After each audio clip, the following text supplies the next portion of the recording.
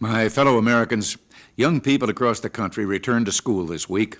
The approach of autumn marks the end of the year, but somehow it always seems to be a time of new beginnings in the home, in the workplace, and in the classroom. We've seen a great resurgence of interest in how our public schools run the past few years. We've seen a new seriousness about the importance of education in our lives. You may remember when a commission we appointed almost 3 years ago to study the state of our schools concluded that if another country had done to our schools what we ourselves did to them, we would be justified in calling it an act of war. But already, things are beginning to turn around. It's been one of those great American stories, a little like how neighbors used to band together to raise a house out of the wilderness. Teachers and school principals and school boards have joined with parents and local community leaders to turn things around. Scholastic aptitude test scores are turning up. Academic performance is up, and more parents are showing confidence in the schools. 42% of Americans now grade their local schools with an A or B, and that's up 11% since last year. A number of schools are leading this academic renewal. Katahdin High School up at Sherman Station, Maine, was named by the Department of Education as an exemplary school. At Katahdin, they encourage students and teachers to work together and understand each other's problems. They have firm disciplinary rules. Teachers feel they have a say in how the school is run. They can get the supplies they need, and they're looking to the future. This little school of 260 students has 7 computers. Then there's Jefferson High School in Los Angeles, a big city school with 2,000 students, most of them Hispanic or black.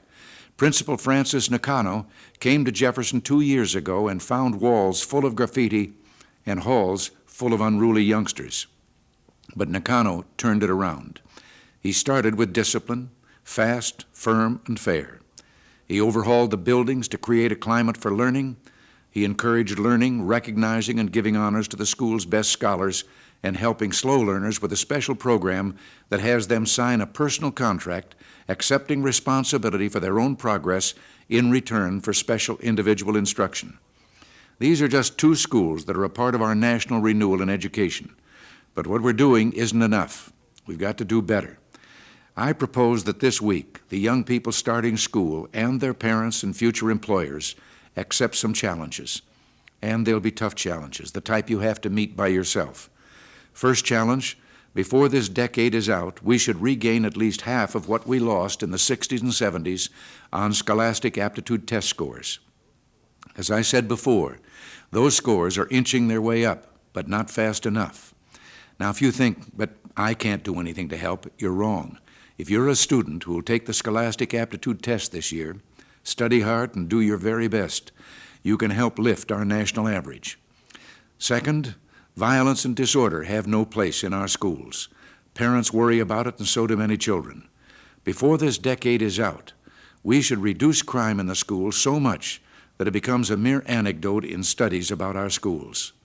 Third, there's the problem of dropouts. Our high school dropout rate is now 27.5%. I propose that before this decade is out, the public schools of this country reduce the dropout rate to 10% or less. You know, when a girl or boy drops out of school, we tend to think the child failed the system.